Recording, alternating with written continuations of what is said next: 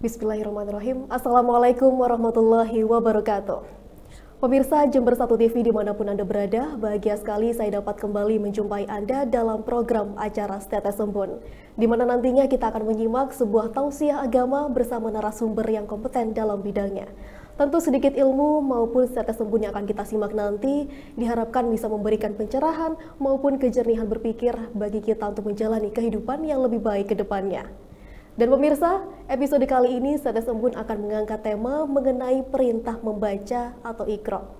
Dalam perspektif agama Islam, wahyu pertama yang diturunkan kepada Nabi Muhammad adalah Iqra, yang artinya membaca, bacalah, atau perintah untuk membaca. Sementara membaca sendiri tidak hanya berkaitan dengan membunyikan huruf maupun tulisan.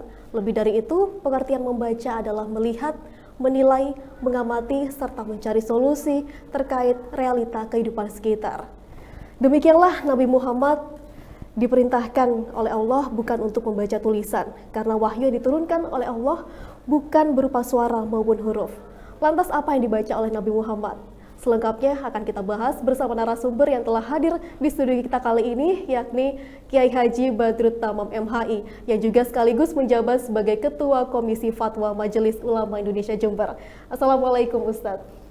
Waalaikumsalam warahmatullahi ta'ala wabarakatuh. Alhamdulillah, selamat datang kembali di Jember 1 TV. Alhamdulillah. Bagaimana kabarnya kali ini Ustadz? Alhamdulillah baik. Baik. Ustadz, berkaitan dengan pengantar tadi dan juga tema kita pada kali ini mengenai perintah untuk membaca itu sendiri. Kami persilahkan Ustadz untuk memberikan pemaparan kepada kita dan juga pemirsa sekalian. Terima kasih ya, Mbak Pia. Assalamualaikum warahmatullahi ta'ala wabarakatuh. Alhamdulillahirabbil alamin wassalatu wassalamu ala asyrafil anbiya'i wal mursalin sayyidina Muhammad wa ala alihi wa sahbihi ajma'in, amma ba'du. Para pemirsa Jember 1 TV yang kami hormati, pada kesempatan kali ini kami akan mengangkat sebuah tema tentang perintah membaca atau Iqra. Tadi Mbak Pia sudah menyampaikan dalam mukaddimahnya bahwa ayat Al-Quran itu adalah bila sautin wala harfin, tidak ada suaranya dan juga tidak ada hurufnya. Kita tahu bahwa ayat pertama kali yang diturunkan oleh Allah Subhanahu wa taala kepada Nabi Muhammad sallallahu alaihi wasallam adalah Iqra, ya, bacalah. Kemudian dari ayat ini, Iqra, bacalah ini, kemudian muncul beberapa penafsiran dari para pakar Islam. Di antaranya mereka menafsirkan apa yang dimaksud dengan Iqra itu. Karena pada ayat tersebut kejadiannya adalah di sebuah tempat Rasulullah melakukan uzlah, menyendiri pada saat itu, dan Allah Subhanahu wa taala memerintahkan malaikat Jibril menyampaikan wahyu kepada Nabi Muhammad sallallahu alaihi wasallam dengan mengatakan Iqra, bacalah.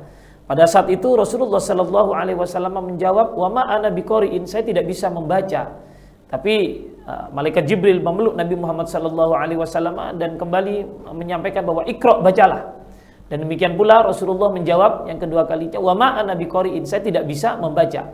Kemudian malaikat Jibril menyampaikan bahwa Iqra bismi rabbikal ladzi khalaq, bacalah dengan nama Tuhanmu yang telah menciptakan. Dari ini sebagaimana yang saya katakan tadi, muncul beberapa pendapat di kalangan pakar Islam tentang apa yang harus dibaca. Ya, karena pada saat itu tidak ada objek yang bisa dibaca oleh Rasulullah Sallallahu Alaihi Wasallam, dan ini menimbulkan kontroversi di kalangan para pakar kita. Ada ulama yang berpendapat bahwa yang dimaksud dengan yang disuruh baca pada saat itu adalah Al-Quran. Ya, karena Al-Quran itu sebelum diturunkan kepada Nabi Muhammad, Al-Quran itu sudah ada di Lauh Mahfudz sana. Ya. Dan mengapa Al-Quran yang disuruh baca? Karena Al-Quran adalah pedoman manusia hidup di dunia hingga sampai pada akhirat kelak. Apa yang tidak ada di dalam Al-Quran? Semua ada di dalam Al-Quran. Ya, bahkan ulama menyampaikan ilmu ekonomi, ya, ilmu hidup, ya, ilmu sains dan lain sebagainya ada di dalam Al-Quran.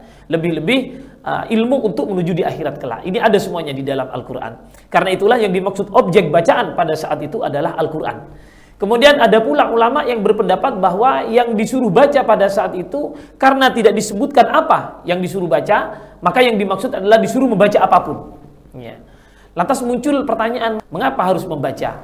Ini ada kaitan erat dengan pendidikan. Ya, ada kaitan erat dengan pendidikan. Karena itulah ulama mengatakan bahwa kata iqra di sini ya, mengandung makna hakikat dan juga mengandung makna majas. Makna hakikatnya yang dimaksud dengan iqra adalah membaca tulisan, ya, membaca huruf per huruf menjadi kata dan kemudian menjadi kalimat. Ya. Kemudian bisa juga yang dimaksud dengan makna majas dari iqra itu adalah kita bukan hanya disuruh membaca tulisan, tapi disuruh meneliti, menganalisa, memikirkan dan lain sebagainya.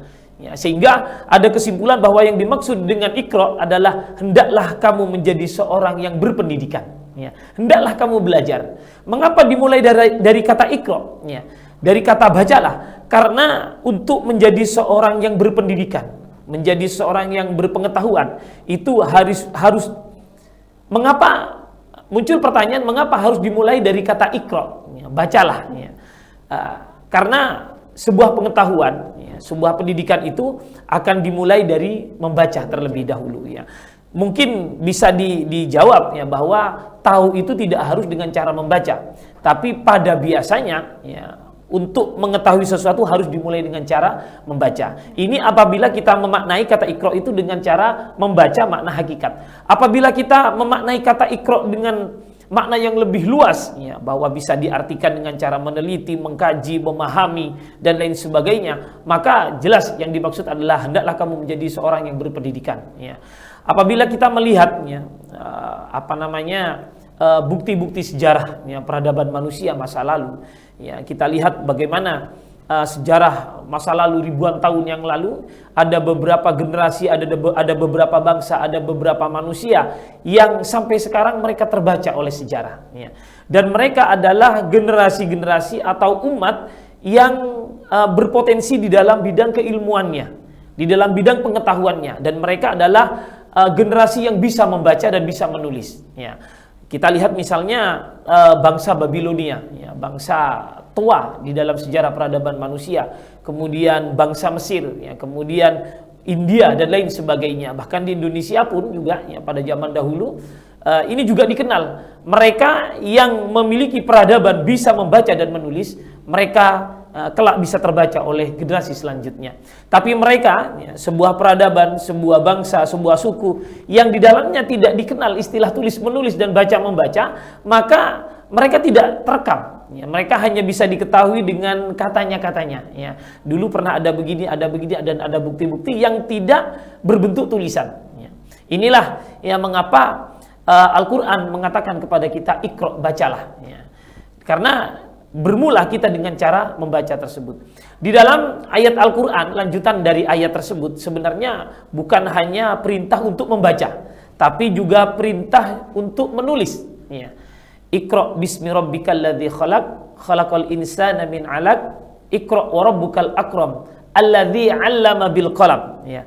Alladzi 'allama bil qalam ya. Di sana Allah Subhanahu wa taala menyampaikan bahwa Allah lah yang mengajari manusia ya, bil qalam, dengan kolam, dengan pena, dengan pensil ya, alat tulis. Ini menunjukkan bahwa dalam surat Al-Alaq itu kita bukan hanya diperintahkan membaca, tapi juga diperintahkan untuk menulis ya.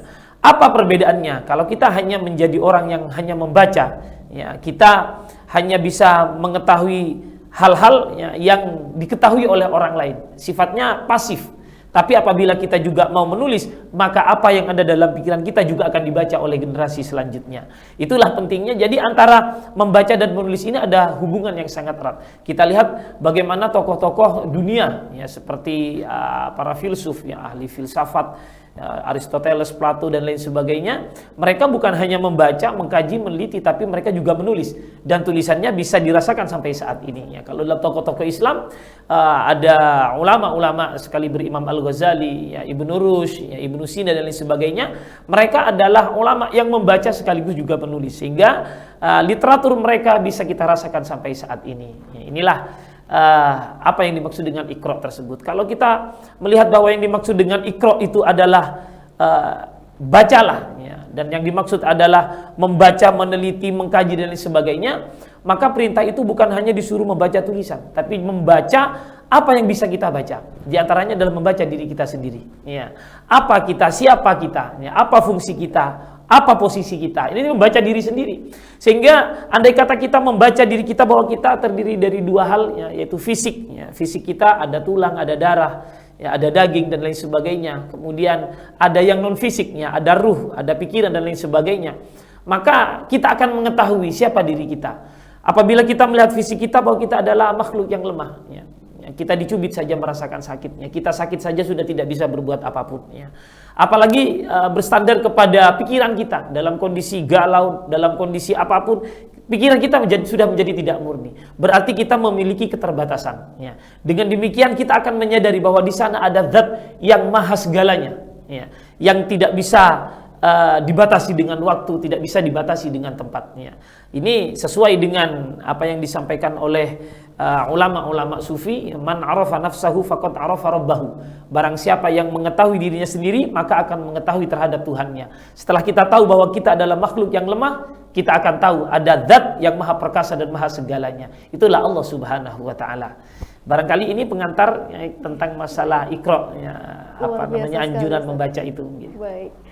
Jadi memang seperti kata pepatah juga, kalau misalkan ingin dikenang maka menulislah, ya, gitu ya betul, Ustaz ya. betul. Namun berkaitan dengan membaca itu sendiri ya Ustaz, sebagaimana dalam Al-Quran yang barusan sudah menjadi pengantar dari Ustaz Badr Tamam, namun apakah perintah wajib atau hanya sekedar anjuran perintah membaca tersebut?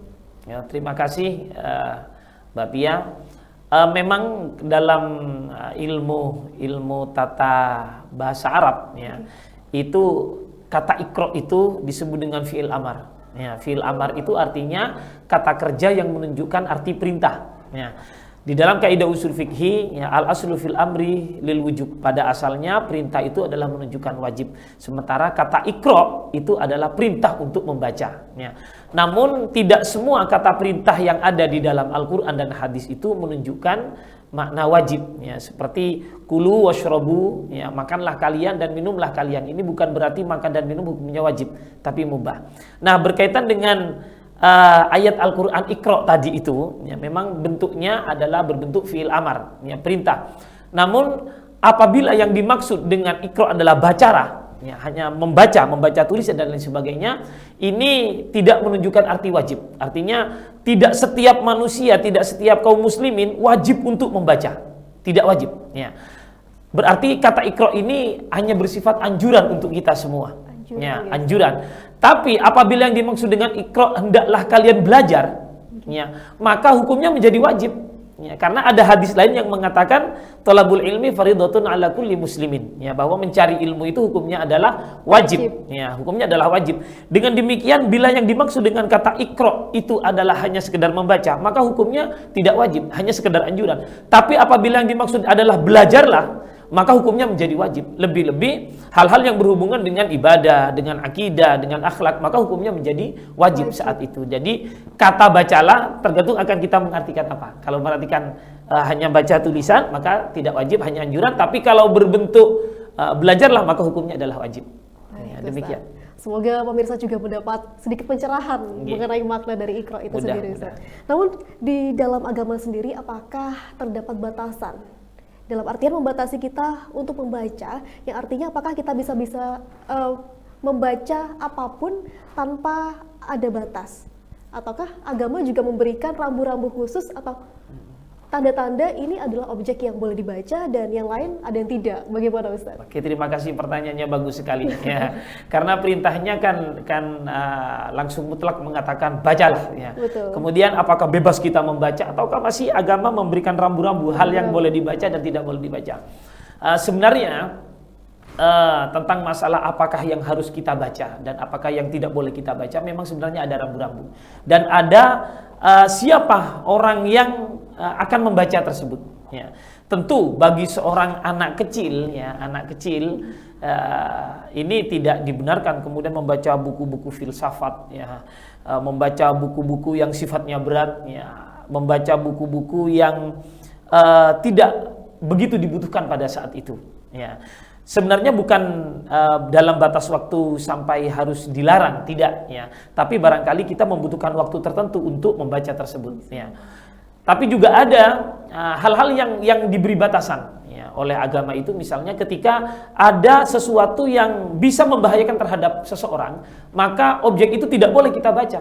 Ya, contohnya misalkan ada buku yang jelas-jelas buku tersebut mengarah kita menjadi seorang yang keras, menjadi teroris dan lain sebagainya, maka tidak boleh kita membacanya, kecuali bagi seseorang yang hendak meneliti, hendak mengkaji, maka diperbolehkan. Ya, itu dibaca nggak apa-apa. Tapi bagi orang secara umum tidak boleh membaca buku-buku yang dapat membahayakan, khususnya terhadap akidah kita. Ya, karena objek bacaan yang dijual di pasar, di toko buku atau toko kitab dan sebagainya, itu penjual hanya menjual saja, ya, dan mereka tidak mengklasifikasikan ini tidak, ya.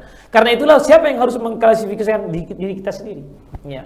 Ini penting untuk kita baca, ini jangan kita baca, ya. Bacaan khusus orang dewasa yang hanya boleh dibaca oleh pasangan suami istri tidak tepat dibaca oleh anak-anak yang anak SD yang masih usia 5 tahun, ya, akan menjadi kacau jadinya, ya. Itulah, ya. Sehingga apakah ada batasan? Ada batasan, ya, ada batasan, ya. Terima kasih. Jadi memang setiap bacaan ataupun buku itu sendiri tentu mengandung ideologi, ya Ustaz. Iya, betul. Dan untuk menerima ataupun menerapkan ideologi tersebut kita butuh ilmu yang mumpuni, dan itu juga berkaitan dengan usia itu tadi, seperti yang dikatakan oleh Ustadz. Namun apakah ada hubungan erat Ustadz antara perintah membaca dengan tauhid, syariah, dan akhlak sebagai kita umat muslim? Kalau ditanya apakah ada korelasi, ada hubungan, tentu ada hubungan. Ya, tentu ada hubungan. Untuk kita mantap akidah ini supaya mantap, syariah kita mantap, kemudian akhlak kita mantap, maka kita dibutuhkan untuk belajar. Ya. Dan salah satu cara kita mengetahui itu adalah dengan cara membaca. Ya, dengan cara membaca kita tahu akidah kita yang sebenarnya. Dengan cara membaca tersebut kita tahu bagaimana yang seharusnya syariat yang harus kita lakukan. Kita adalah kaum muslimin yang tidak membedakan antara urusan dunia dengan urusan akhirat. Artinya hubungan dunia dan akhirat itu sangat berhubungan erat. Kita bukan orang yang menganut paham sekuler yang memisahkan antara dunia dengan akhirat. Tidak. Dunia dan akhirat sangat berhubungan. Tidak boleh dipisahkan antara dunia dengan akhirat. Dunia adalah ladang kita beramal, dan itu akan kita bawa kelak ke akhirat supaya kita selamat di akhirat. Dan untuk memahami akidah itu, akidah yang benar, syariah yang benar, dan akhlak yang benar, maka kita diperintahkan untuk membaca. Ya. Membaca, belajar, mengamati, meneliti, meresapi, berpikir, dan lain sebagainya. Dari situlah kemudian akidah kita menjadi akidah yang benar, akidah kita menjadi akidah yang sesuai dengan apa yang diinginkan oleh Allah Subhanahu wa taala. Jadi hubungannya sangat erat, ya, hubungannya sangat erat. Demikian, Mbak Dia. Baik Ustadz, mengenai tentang hubungan tadi terkait membaca dan juga menulis. Mengingat untuk mendapatkan pengetahuan tentu tidak hanya dengan dua cara tersebut Ustadz. Betul. Bisa dengan cara mendengar, melihat sebuah kejadian. Nah, betul. Menurut agama, bagaimana cara kita atau prosedur begitu ketika kita bisa membaca alam semesta, membaca lingkungan sekitar, dan mentafsirkannya dalam sebuah ilmu pengetahuan? Ya.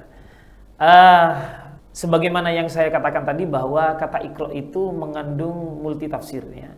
Bisa saja dengan cara membaca tulisan dan bisa saja dengan membaca apa yang terjadi, ya. Media kita untuk menjadi seorang yang berpendidikan, ya, atau untuk sebagai orang yang berpengetahuan itu tidak harus dengan cara membaca, ya, membaca tulisan, tapi mengamati, meneliti, ya, itu adalah bagian dari membaca Iqra tadi itu. Karena itulah ketika ada sebuah kejadian-kejadian, ya, maka kita baca, ya, kita baca bagaimana kejadian ini terjadi dan bagaimana solusinya. Misalnya ada kejadian yang baru-baru ini terjadi seperti ada gunung ya yang meletus, musibah, ya musibah, ada banjir, maka kita membaca mengapa ini terjadi banjir, mengapa ini ada gunung meletus, ya, bagaimana ini kok ada musibah, dan bagaimana solusinya. Itulah yang dimaksud dengan Iqra sebenarnya dalam makna universalnya. Kita bukan hanya disuruh membaca tulisan, tapi juga menganalisa, ya, bagaimana kejadian itu terjadi dan tentu mencari solusi. Mencari solusinya, bagaimana supaya tidak terjadi banjir, ya, bagaimana supaya tidak terjadi erosi. Dan itulah dari hasil kajian kita membaca kejadian, membaca lingkungan, membaca apa yang dilakukan oleh manusia, ya, maka kita akan menemukan solusi. Dan itulah pengetahuan. Dan orang yang berpendidikan itulah yang diinginkan oleh Allah Subhanahu wa taala, karena orang yang berilmu pengetahuan itu langsung mendapatkan pangkat istimewa di hadapan Allah Subhanahu wa taala. Sebagaimana di dalam Al-Qur'an, Bismillahirrahmanirrahim, yarfa'illahu alladziina aamanu minkum walladziina utul ilma darajat. Ya, Allah akan mengangkat derajat orang-orang yang beriman dan juga orang-orang yang memiliki ilmu pengetahuan. Jadi ada dua orang yang diangkat derajatnya oleh Allah, orang yang beriman dan orang yang memiliki ilmu pengetahuan. Apalagi di samping beriman, muslim mukmin juga yang memiliki ilmu pengetahuan, tentu double ya, yang diangkat oleh Allah Subhanahu wa taala. Orang yang memiliki ilmu pengetahuan saja, walaupun dia tidak beriman, diangkat derajatnya oleh Allah Subhanahu wa taala. Kita misalnya melihatnya dalam tokoh-tokoh masa lalu, ada di antara mereka yang tidak muslim ya, tapi mereka sampai sekarang masih tercatat dalam sejarah ya, dan mereka termasuk orang istimewa ya, dalam ilmu pengetahuan yang mereka ketahui. Demikian. Karena memang antara iman dan juga ilmu tadi sama-sama membuat seseorang itu bermanfaat di tengah masyarakat lain, ya Ustaz. Betul. Lalu Ustaz, penghargaan istimewa apa dari Allah kepada mereka yang berpendidikan, khususnya bagi para pembaca dan menulis? Penghargaan langsung ya, selain mungkin pahala dan lain sebagainya. Ya, penghargaan itu kalau Allah menyebutkannya di dalam Al-Quran itu disebut dengan darajat. Ya. Darajat itu derajat, ya, derajat. Dan derajat itu disebutkan oleh Allah Subhanahu wa taala tidak berbentuk kata tunggal, tapi darajat, artinya beberapa derajat. Berarti ada beberapa keistimewaan yang diberikan oleh Allah kepada orang yang memiliki ilmu pengetahuan. Ya. Dan itu ada yang oleh Allah Subhanahu wa taala ditampakkan. Derajat itu ditampakkan oleh Allah kepada orang itu, ada yang tidak ditampakkan oleh Allah Subhanahu wa taala. Ada orang itu menjadi populer, menjadi terkenal ya. Dengan ilmunya ia mendapat jaminan hidup di dunia enak ya. Seorang dosen itu ya, dia memberikan kuliah ya, kepada mahasiswanya, seorang guru memberikan pelajaran kepada muridnya, seorang kiai memberikan pengajian kepada jamaahnya atau kepada santrinya, itu karena dia memiliki ilmu. Ya, karena memiliki ilmu. Karena ilmu tersebutlah dia dihormati oleh orang. Walaupun orang yang memiliki ilmu tersebut tidak mengharapkan ingin dihormati, tapi Allah yang memberikan penghormatan ya, dengan cara dia dimuliakan oleh manusia. Ada juga derajat itu berbentuk rizki oleh Allah Subhanahu wa taala diberikannya. Seorang dosen ya dia dihonor, digaji ya. Tentu orang yang tidak memiliki ilmu pengetahuan, artinya bahasa kasarnya dia bodoh, tidak mungkin diangkat untuk menjadi dosen, tidak mungkin diangkat menjadi guru ya. Yang tidak paham ilmu agama tidak akan diangkat menjadi ustadz atau kiai ya. Dan dari situlah Allah Subhanahu wa taala juga menjamin rizkinya ya, dikasih honor, dikasih gaji dan lain sebagainya ya. Walaupun kalau dalam dunia pesantren itu tidak ada honor resmi bagi seorang kiai, itu tidak ada ya. Karena kiai itu jabatan yang diberikan oleh masyarakat ya, bukan jabatan tertulis berbentuk SK apa, tidak ada itu ya. Tapi tentunya semua ilmu bisa memberikan manfaat dan juga amal jariah bagi yang menyampaikan ya Ustaz ya. Betul, dan itu termasuk amal jariah. Amal jariah. Sementara untuk membaca dan menulis ini Ustaz, apakah cukup menjadikan manusia ini sebagai insan yang benar di hadapan Allah Subhanahu wa taala?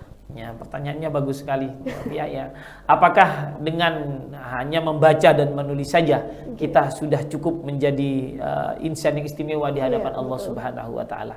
Sebenarnya kata Iqra itu adalah permulaan, ya, permulaan.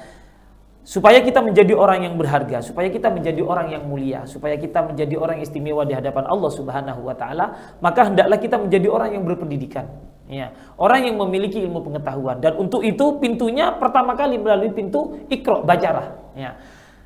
Kemudian apakah selesai dengan hanya sekedar membaca, kita tahu dan kemudian hilang begitu saja dan cukup menjadi orang istimewa di hadapan Allah? Tentunya tidak. Apa yang kita ketahui, ya, apa yang kita baca, apa yang kita miliki, ilmu pengetahuan itu harus diamalkan.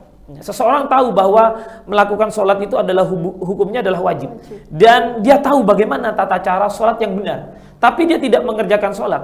Dia sudah baca, sudah belajar, sudah mengaji bagaimana tata cara sholat. Tapi dia tidak melakukan ibadah sholat. Maka salah di hadapan Allah Subhanahu wa ta'ala. Jadi bukan hanya membaca, menulis, bukan hanya berpendidikan, memiliki ilmu pengetahuan, tapi juga ada satu hal lagi, yaitu mengamalkan. Ya, dan mengamalkannya.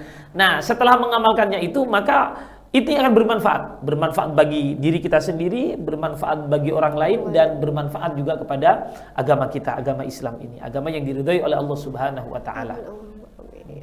Luar biasa sekali Ustadz, karena memang dengan mengamalkan ilmu kita akan mendapatkan manfaat. Selain untuk orang lain yang mendapatkan hal tersebut, diri kita juga mendapatkan sesuatu. Bahkan ilmu kita bisa bertambah dengan cara mengamalkan, ya Ustaz. Betul. Dan ilmu itu harus berkembang. Harus berkembang. Ketika kita mengamalkan, ya berdiskusi dengan orang lain juga dan berkembang terus, ya dan ilmu itu tidak stagnan, ya, terus mengalir seperti itu. Luar biasa sekali Ustadz. Namun sebenarnya masih banyak sekali pertanyaan dan juga pembahasan yang bisa kita gali lebih dalam. Namun lagi-lagi kita terbatas dengan durasi dan juga waktu yang hanya satu segmen di Tetes Embun kali ini Ustadz. Namun pemirsa, tentunya semua ini semoga bermanfaat walaupun kita hanya dalam satu segmen berjumpa dalam Tetes Embun, dan tentunya tidak lupa semoga pahala bisa terus mengalir kepada mereka-mereka yang dengan tulus menyampaikan ilmu, khususnya kepada Ustadz Badrul Tamam pada hari ini yang sudah hadir. Terima kasih sekali lagi Ustadz. Dan pemirsa, tentu semua krisis yang terjadi dikarenakan manusia tidak menghadirkan akhlak Tuhan dalam kehidupan. Karena itulah Nabi Muhammad dan para sahabat berjuang untuk mewujudkan tatanan kehidupan yang damai, sejahtera sesuai yang diinginkan oleh Tuhan. Pertanyaannya kali ini, bagaimana kondisi kita saat ini? Sudahkah kita membaca? Apa hasil dari bacaan kita? Karena hasil dari bacaan kita tentu akan menentukan nasib kita ke depan. Maka dari itu hati-hatilah agar kita jangan sampai salah dalam membaca. Dan pemirsa, saya Pia Mediana mohon undur diri dari hadapan Anda. Terima kasih atas kebersamaannya. Sampai jumpa dalam Tetes Embun berikutnya. Akhir kata, wallahu muwaffiq ila aqwamit thoriq. Wassalamualaikum warahmatullahi wabarakatuh. Waalaikumsalam warahmatullahi taala wabarakatuh.